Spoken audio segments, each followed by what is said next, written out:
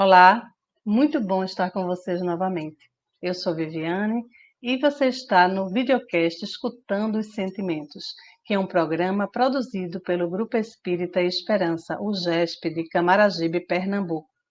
Este programa vem estudando o livro Mereça Ser Feliz, que é uma obra do espírito da irmã Sidufo. O livro Mereça Ser Feliz é uma psicografia do médium Vanderlei Oliveira. E ele vem trazendo um conteúdo muito interessante. Se você ainda não assistiu os outros programas, eu convido você a ir lá na nossa playlist, aqui na nossa playlist, para assistir desde o início, desde o primeiro programa. Hoje temos uma novidade aqui. Você que já nos acompanha, você sabe que geralmente eu conduzo esse programa, eu apresento com duas colegas, e hoje eu queria apresentar vocês, chamar aqui para apresentar vocês uma nova colega lá do GESP. Quem é do GESP, quem frequenta o GESP, já conhece esse rosto, que é a Juliana, e é uma trabalhadora muito conhecida lá no GESP. Eu estou muito feliz, Juliana, participar e dividir esta bancada aqui desse programa com você. Estou aqui apresentando a Juliana, que vai estar conosco nos próximos episódios, apresentando também o estudo do livro Mereça Ser Feliz. Vamos nos revezar nas gravações dos episódios. E, Ju, seja bem-vinda, viu? Obrigada, Vivi. É um prazer estar aqui, poder contribuir um pouco e aprender, principalmente. Espero que vocês tenham paciência comigo. Isso mesmo. E vamos lá. Isso mesmo. A gente está estudando, Juliana, nós vamos começar hoje a estudar o capítulo 5, que se chama Confessai-vos uns aos outros. E aqui conosco, nós temos também a Clotilde e a Dena, que também são figuras já conhecidas para quem já acompanha nosso programa, que são trabalhadoras do GESP também, que estão sempre aqui para colaborar conosco. Bem-vinda, Clotilde, bem-vinda, Dena. Olá, Vivi. Olá, Juliana. Seja muito bem-vinda aqui. Dena, que bom estar aqui com você novamente. Pessoas, coisa boa estar aqui de volta. Espero que todos curtam e gostem, né, do tema de hoje, que é um tema muito bom. Eu estou muito feliz de estar aqui com todas vocês. Bem-vinda, viu, Ju? Obrigada, Dena. Obrigada, Clotilde. Bom, o capítulo começa trazendo a história de um dirigente de casa espírita, casado, pai de parece que 2 ou 3 filhos, eu não lembro bem, mas que ele se envolve, ou pelo menos mentalmente deseja se envolver com uma paciente, uma frequentadora da casa onde ele é dirigente. É contada essa história para introduzir essa questão, né, que acontece não só dentro da casa espírita, mas como dentro de outras casas, de casas religiosas, né? E como essa pessoa da história, né, como ele é o dirigente da casa, de algum modo não tem quem fiscalize, ou repreenda, ou alerte ele sobre esse comportamento. E ele se perde na falta de oração e de vigilância. O caso deste dirigente é um mal que estamos vendo não só, como eu já falei, no meio espírita, como em diversos segmentos religiosos. E acontece muito em nome de uma autoridade que é imposta pelo cargo, sustentada pelo orgulho. Isso é o que a irmã se nos coloca na introdução. E eu queria começar com você, Clotilde, perguntando assim, o que é que o orgulho tem a ver com tudo isso? Quando ela fala que esse tipo de comportamento ele é imposto pelo cargo, sustentado pelo orgulho. Pois é, Vivi. É uma grande armadilha, né, que a gente vivencia.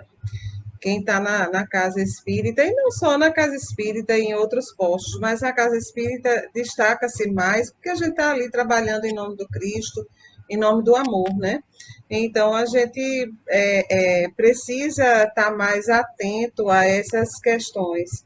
E aí, o que é que acontece? Como a gente tem ainda muito, a gente está só no comecinho do caminho, né, para trabalhar o nosso orgulho, a nossa vaidade, a gente fica sem querer deixar entrever as nossas fragilidades, que teoricamente, na cabeça do orgulhoso, no coração do orgulhoso, né, vão deixar ele sem autoridade para as pessoas, né?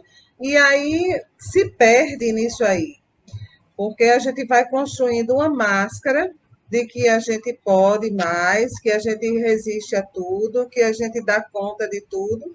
E, na verdade, isso não é como acontece, né? A gente tem as fragilidades, a gente tem as dificuldades da gente, e a gente precisa aprender a reconhecer isso aí e aprender também que não há mal nenhum em a gente expor isso aí. Pelo contrário, né? A gente vai abrir espaço para que os nossos companheiros de jornada possam também perceber. Eu costumo brincar dizendo que, olha, gente, eu sou de carne e osso, eu sou normal, né? Quando eu percebo que outra pessoa, como eu, tem aquela dificuldade. Então, assim, eu costumo brincar dizendo, olha, eu sou normal. Né? Então, é normal e a gente precisa aprender isso. Exato, Clu. É assim que as coisas acontecem, a gente precisa ver isso, né? Ver, admitir. E, Dena, me diz aí,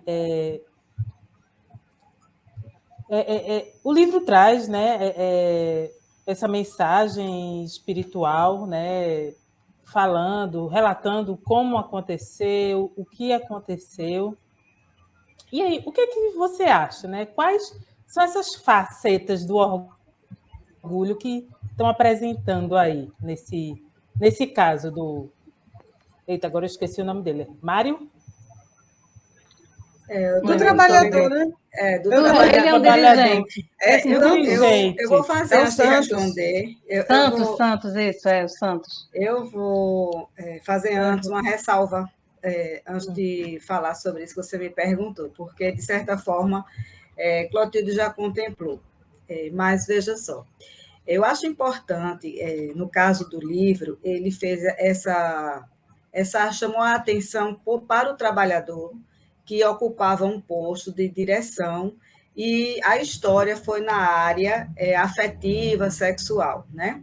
Mas é importante que a gente extrapole esse aspecto para todas as demais situações em que a pessoa se achando numa posição de autoridade se vê com as suas angústias interiores. É tanto que esse trabalhador ele orou, né, pedindo forças para que superasse essa dificuldade e ficou se remoendo e tomou uma certa proporção exatamente por essa questão do orgulho e não se abrir para uma pessoa de confiança dele para ele fazer esse desabafo, né? Então tudo isso assim extrapola para a nossa convivência em todos os sentidos. Quantos pais, né, e mães numa posição de autoridade do lar passando por extremas dificuldades, mas não querendo deixar passar para os filhos a situação. Eu sei que existem situações em que a pessoa tenta não colocar as outras pessoas contrariadas, mas quando se fala em família, né, e isso leva para uma casa espírita, a família espírita que se constrói ali naquela convivência, é importante que as pessoas se sintam confortáveis e dizer, olha, hoje a minha situação está complicada e eu não posso determinar atividade ou vou conversar aqui em particular com você, como, por exemplo, eu e Clotilde, que a gente tem uma intimidade, eu posso chegar para a Clotilde e contar para ela um sentimento, uma situação, e ela, como a minha amiga e irmã, né, dentro da casa espírita, ela vai dizer, Denaira, é melhor tu se afastar um pouquinho dessa situação para arrefecer os ânimos e você se resguardar. Mas se o meu orgulho, por não deixar querer cair essa máscara de que eu sou comum a como qualquer outra pessoa que lá vai em busca de auxílio, eu posso negar tudo isso e ficar tentando me testar. E aí é onde eu posso cair. Dentro do lar, acontece a mesma coisa. Quantos pais são desempregados, ficam desempregados e deixam a mulher e os filhos gastarem a rodo, né? E se segurando para não dizer a fragilidade, né? Porque é uma autoridade que quer manter o nível. Quando, de repente, uma pessoa até comete suicídio. né? Então, assim, os livros da irmã são direcionados ao centro espírita, mas é de uma grandiosidade para a nossa vida cotidiana. Então, esse exemplo aqui, que tem no livro, se estende ao ambiente de trabalho, ao ambiente doméstico, nas relações interpessoais de todos os gêneros, né? Então, quando isso não ocorre, quando a pessoa não se coloca nessa questão da fragilidade, com medo de perder uma postura, uma posição, aí não faz isso, sofre, e por trás de tudo isso é o orgulho, que não querer que se mostrar como realmente ainda é, como qualquer pessoa. Eu Na espero verdade, Exatamente. responder. Na verdade, a irmã é essa mensagem que ela traz, né, através de um espírito comunicante, né, traz uma mensagem sobre isso. É um convite ao autoenfrentamento que precisamos ter. E a irmã Celastão, esse irmão, né, que comunicou neste capítulo, que deu a mensagem, ele chama de epidemia coletiva de sigilo e omissão, Clotilde. Eu queria que você explicasse o que seria isso. Dena já começou a colocar aí o que seria, mas eu queria que você complementasse. Vivi, eu vou confessar assim que, na verdade, essa epidemia é justamente porque as pessoas, a gente acostumou a pensar na casa espírita, numa grande estrutura, certo? Eu acho que eu estou até fugindo um pouquinho do conceito que a irmã se traz, porque trazendo também aqui um pouco das minhas reflexões.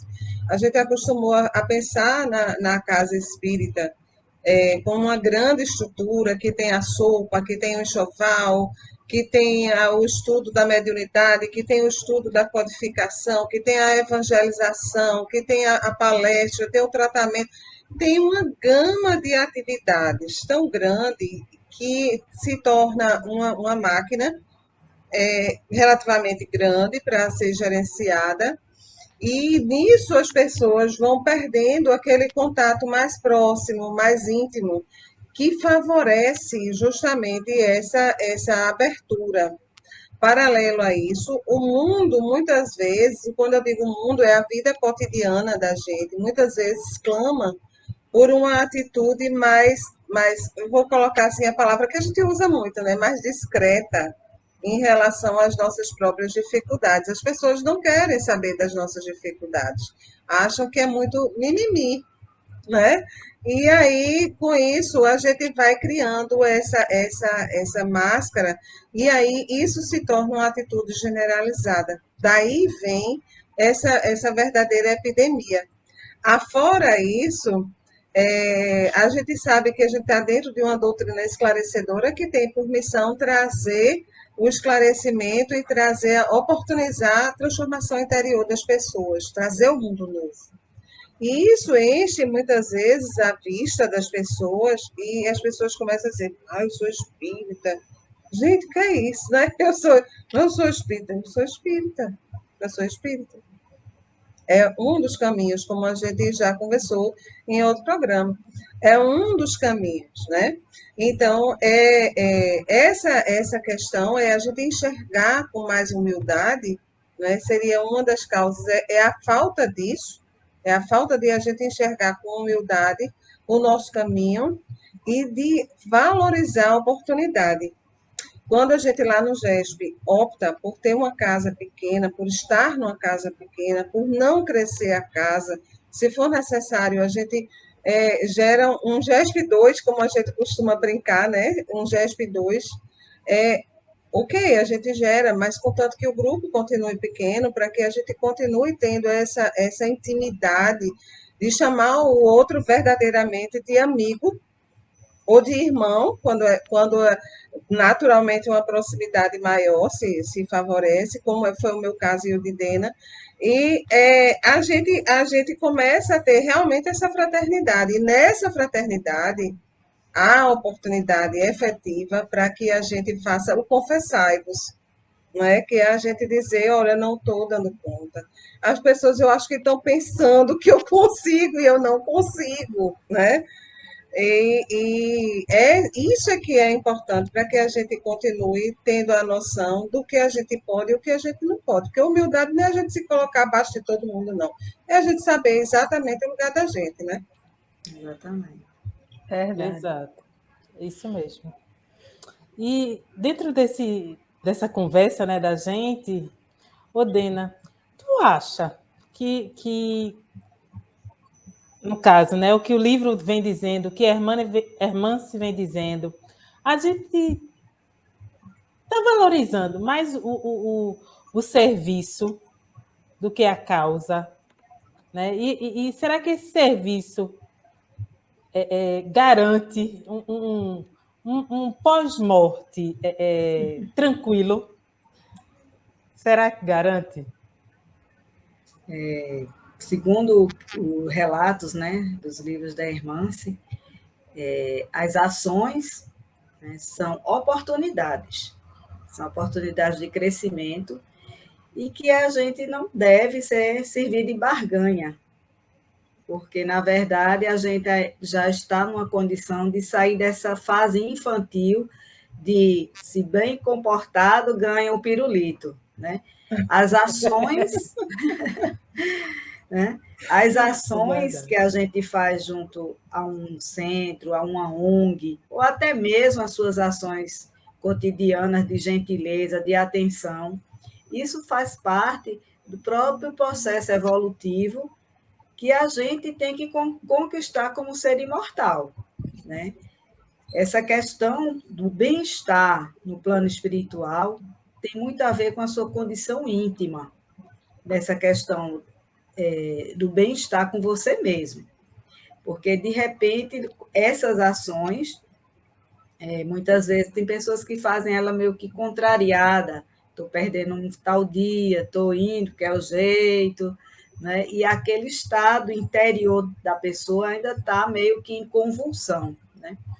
Ou então a pessoa é uma pessoa com um comportamento de irmandade num trabalho desse, mas no seu dia a dia é um vulcão de mágoa, de ressentimento, de só olhar as coisas negativas dos outros.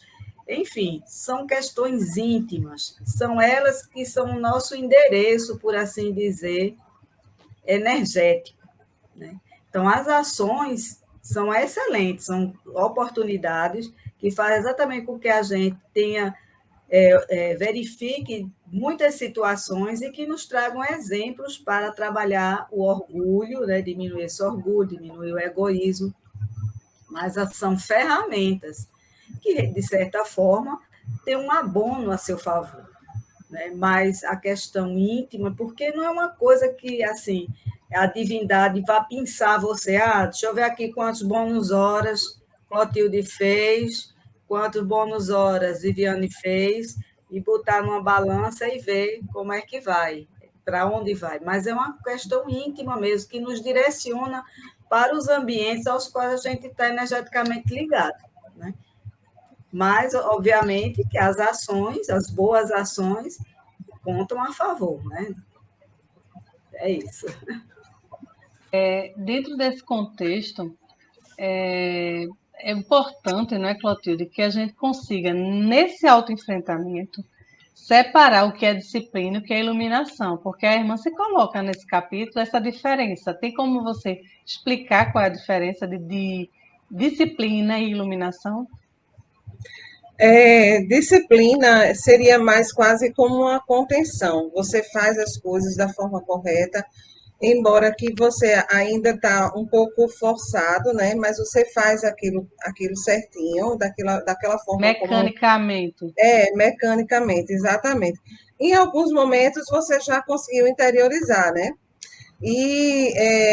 Desculpa, a minha memória falhou. A outra expressão, eu sei o sentido, mas Iluminação. A iluminação é quando você já interiorizou verdadeiramente aquilo e você já faz com espontaneidade, né? Essa assim, é uma diferença enorme. Embora que a disciplina é o caminho, é um dos ingredientes, né? Ela é essencial, né? Inclusive, no trabalho do gesto, muitas vezes é a Juliana que está lá, ó.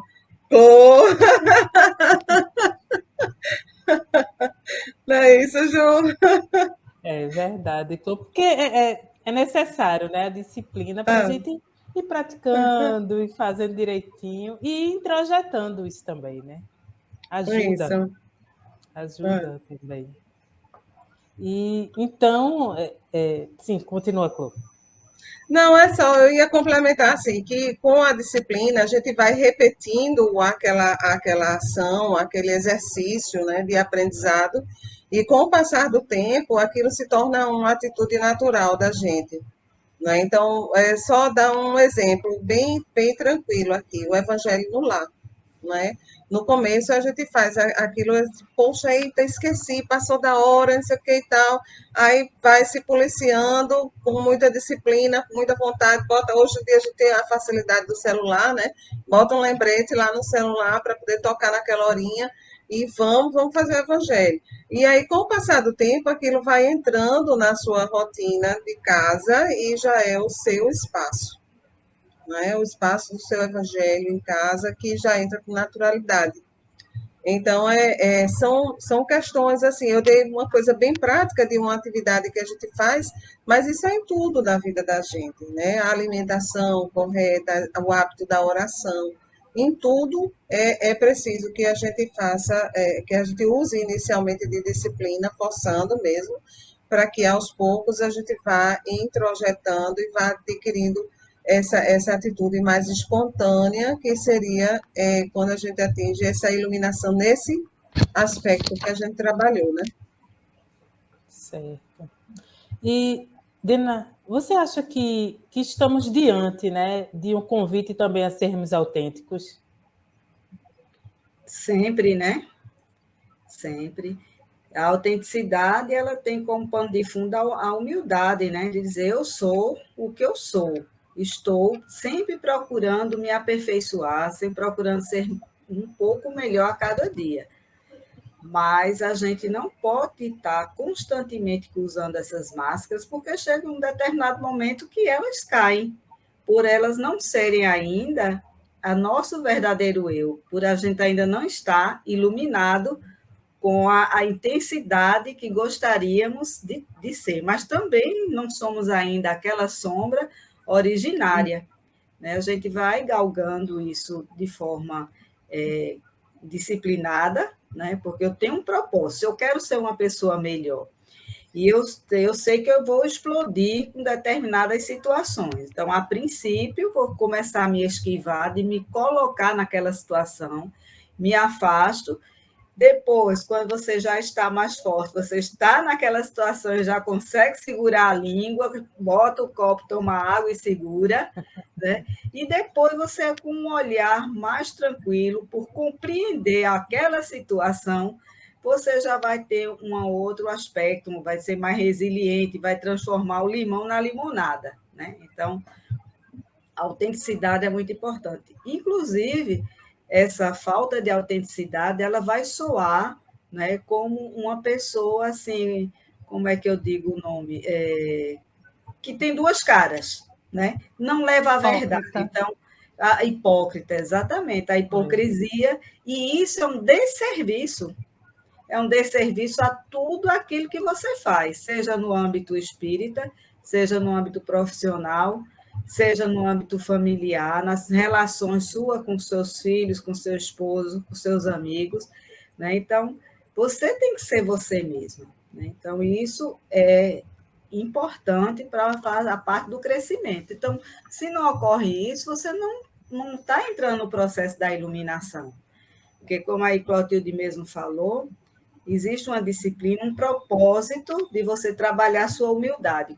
Como seria trabalhar a minha humildade? Então, a princípio, eu vou fazer a campanha do quilo, porque eu vou me colocar numa situação de pedir para alguém e isso vai me expor, né? Então, você faz isso com uma certa disciplina, depois você sentindo a importância daquela atividade, você vai fazendo aquilo tão naturalmente, como ela falou, e sabendo bem que aquilo vai fazer não é para você mais, mas aquilo que você consegue transformar do que você arrecadou de alimentos ou de dinheiro, transformar para uma vida para outra pessoa, que você faz isso assim, feliz da vida.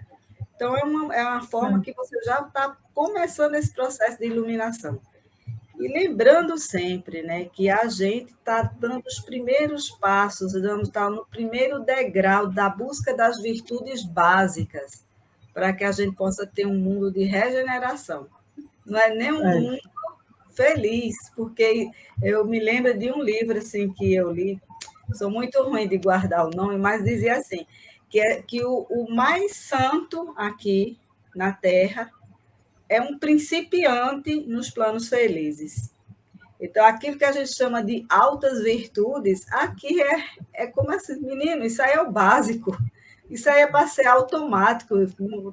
É como diz muitas vezes, né? Você acha que auxilia uma pessoa, fulano é tão caridoso, fulano lá vai lá e dá o dinheiro, ajuda financeiramente, materialmente, mas o maior trabalho que se tem é a convivência, é a caridade moral. É quando as pessoas têm a empatia, quando as pessoas se são solidárias, enfim, a gente está sempre no iniciozinho de tudo. Então, ser autêntico é importante. Eu vou até aqui e vou continuar batalhando, mas eu não sou ainda o patamar. Isso. Eu queria lembrar um detalhe aqui que eu estava refletindo, a Dena falando e eu me lembrando. A casa espírita é, antes de tudo, uma escola, né? Tem um aspecto de escola e tem a emergência, né? Como a gente chama, a emergência do hospital, né? Então, nesse aspecto de escola, a disciplina que a gente aprende não é uma disciplina acadêmica, cognitiva. Claro que tudo passa pela cognição, quer dizer, a gente compreender e a gente aprender na mente. Mas se esse aprendizado não for verdadeiramente interiorizado e vivenciado, de nada vale. Então, esse exercício da autenticidade, esse exercício da humildade, assim, são passos básicos, essenciais, para que a gente possa envidar realmente esforços para a gente se melhorar. E a casa espírita é o lugar mais adequado para que a gente exerça esse exercício, para que a gente faça esse exercício. Né? Então, é ali onde a gente realmente está pegando lá as anotações do caderninho da gente, dizendo, eita, é isso aqui, ó, eu tenho que fazer, é isso aqui. Não é assim e tal. Então, eita, errei. Aí vai estar lá o colega que estudou, o amigo da gente, né? Porque se é uma casa pequena como o GESP, não é simplesmente um colega, é um amigo. Então, vai estar o amigo da gente, olha, se preocupa não, é assim mesmo, vamos lá, sopra aí, ó, faz uma massagenzinha, doeu aí a canelada, mas vamos lá, levanta, que o caminho é esse mesmo, vamos cá. Então, tu esqueceu, ó, aqui a gente estudou esse detalhe. Então, é ali, junto com os amigos, que a gente se fortalece para que a gente possa realmente trilhar esse caminho do aperfeiçoamento, né? Eu costumo dizer, né, assim, conversando, não é o outro que está ali para ser tratado que precisa estar ali. Quem precisa sou Sim. eu. Né? Porque Sim. eu preciso aprender a ser humilde, a ter paciência, e o trabalho ali me ajuda a exercitar. Né? Essa disciplina da gente estar ali, né, todo domingo trabalhando, que me ajuda a trabalhar isso interiormente e a me modificar. Antes, se a gente trouxer para o que ela falou aí do capítulo, que da importância, que o capítulo é confessai-vos uns aos outros, né? E vocês falaram muito bem sobre isso, do trabalho, da casa, da escola, mas aí é o grande orgulho que nós trazemos dentro de nós. Na hora que estamos nos desviando do caminho, a gente não consegue olhar para o colega do lado e pedir ajuda. Então, assim, a Hermance, ela vem nesse capítulo trazer exatamente essa proposta e mostrar que a confissão, para você falar do seu problema, você não ter vergonha de expor e buscar esse auxílio é muito libertador, não é isso? E assim, eu queria só para finalizar, falando sobre confissão libertadora, que é o grande mote aí, que é o grande convite que a irmã se traz dentro desse capítulo. Eu queria que vocês pudessem colocar o que vocês entendem sobre isso e qual é essa importância, o porquê de é tão libertador a gente ter essa humildade de perguntar, de falar para o outro que a gente ainda não é perfeito, que a gente precisa de ajuda, que a gente precisa trilhar o caminho da escola ali que a gente aprendeu na teoria, mas na prática está sendo difícil. Vamos começar com você, Clotilde. Eu não vou nem olhar muito para, como eu fiz outro exercício, né? Nem tanto o que a irmã se fala, mas da minha própria experiência. Eu acho que na hora que a gente verbaliza, sai metade do peso. A gente compartilha com o outro, né? E aquilo fica mais suave para que a gente carregue. Parece que o peso maior é a gente carregar sozinho a culpa de ainda ter aquele defeito, que eu também coloco entre aspas, porque eu acho que não são defeitos, são características nossas que a gente tem que ir trabalhando, né? Eu acho que essa palavra defeito, ela é muito pesada, né? E eu acho que uma das grandes vantagens do Confessai-vos é justamente essa divisão. E, o Confessai-vos é também um exercício de humildade. Inclusive lá no Hospital Esperança, né, onde esse grupo todinho ao qual a gente se vinculou, trabalha, né, vivencia, lá tem a Tribuna da Humildade, que justamente um espaço, é um momento onde as pessoas, os espíritos em tratamento, acredito que também trabalhadores também vão lá e se reúnem e uma ou duas pessoas naquele dia dão o depoimento da sua grande dificuldade de vida, né? Então é um exercício assim que as pessoas quando saem da Tribuna da Humildade saem chorando porque vivenciaram aquilo, mas saem também chorando de alívio porque tirou aquele peso do. Então, realmente, o confessar-vos é um exercício de humildade e eu acho que é um momento, Vivi, se me permitir, inclusive como trabalhadora da Casa Espírita, é um momento em que a gente abre espaço para que as pessoas percebam que somos também de carne e osso e somos também factíveis, né? Então, esse exercício da humildade é também um exercício de a gente trazer o outro para dentro da gente, para junto da gente, e dizer: olha, chega aqui, somos irmãos, somos companheiros, estamos na luta juntos. O seu caminho é um pouco diferente do meu, mas a gente está aqui, ó, para a par. Né? Então, se a luta de Juliana, a luta de Vivi, a luta de Dena, cada uma caminha de uma forma, mas a gente está mais ou menos ali, ó, no mesmo patamar evolutivo. Né? Não há, só porque uma fez um curso, uma aprendeu isso, uma teve tantos filhos, a outra cuida da mãe, a outra cuida do pai, a outra faz não sei o quê. E isso são detalhes de como a coisa acontece. Mas a patamar evolutivo é mais ou menos o mesmo. Então, quando a gente abre a boca e a gente manifesta a nossa falibilidade, a gente traz o outro para junto da gente. A gente se torna mais irmão. A gente não diminui. Né? Exato, exatamente. E você, Dena? Clotilde já falou um bocado, né? Já disse realmente essa questão. Eu só vou, assim, botar a cereja.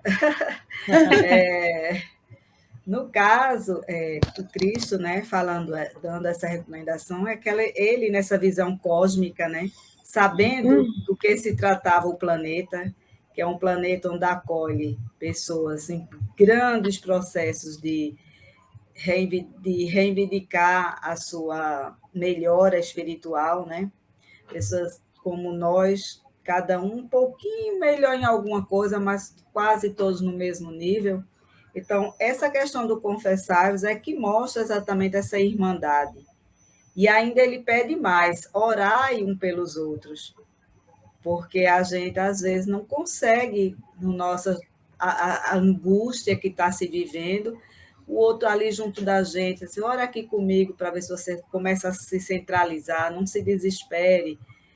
Hoje o dia está assim, mas amanhã será outro. Olha, deixa eu te contar, eu também passei uma história parecida com essa, e eu consegui superar de tal forma, que tal tentar de outra maneira. Enfim, essa questão do confessar, a própria Igreja Católica também começou inicialmente com essa questão do confessionário, né? De outros moldes, mas era uma forma também das pessoas irem lá e desabafarem em outra pessoa. E é o pilar da psicologia, né? O Cristo, o médico dos médicos, né? Então, é o pilar da psicologia. O que é que a gente vai fazer num psicólogo? Confessarmos com ele. E ainda paga. Né? Ainda paga.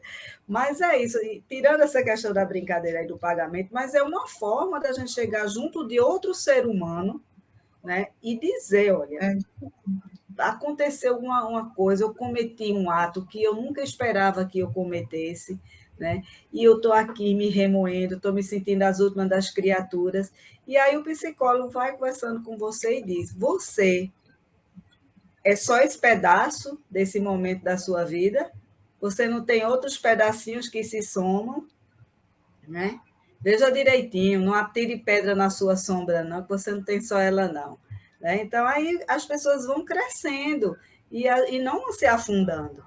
Então, é perfeito isso, de confessar uns aos outros e orar um pelos outros, porque cada um da gente é falível, é passível de queda. Né? Se não na queda de Clotilde, nem na de Vivi, nem na de Ju, mas a gente cai em algum momento. Então, um vai ajudando o outro.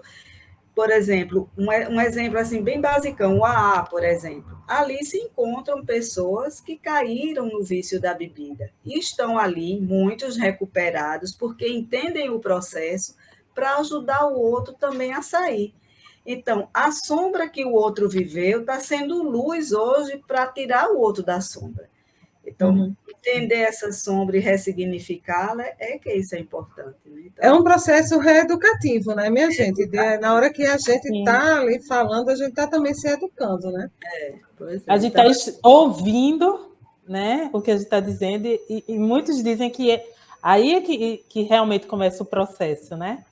Da gente escutar o que a gente está dizendo, para uma consciência realmente. É feito videocast, né? Que a gente vai gravando, vai lendo, vai falando, mas a primeira pessoa que está ouvindo é a gente mesmo, né? Antes de chegar aí para o público que está assistindo, já chegou para nossos ouvidos, né? Gente, ó, o assunto é maravilhoso. Eu queria convidar você que está assistindo, acompanhando o nosso programa, que veja o livro, leia o livro, procure se aprofundar, porque isso foi a visão da gente, do que a gente leu, do que a gente entendeu. Tenho certeza que você lendo também vai ter outra visão, vai trazer outros conhecimentos para dentro, para junto de você. Quero agradecer a Juliana por estar aqui com a gente, dando boas-vindas novamente, que a partir de agora, né, ela consiga aí dar continuidade junto comigo nessa condução desse programa.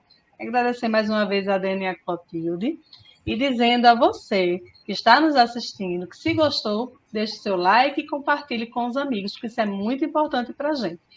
Muito obrigada pela sua companhia e até o próximo programa, se Deus assim permitir. Até mais. Tchau, tchau, gente. Tchau, foi um prazer. Tchau, Dena. Tchau, Ju. Bem-vinda. Tchau, Vivi. Obrigada, gente. Até o próximo.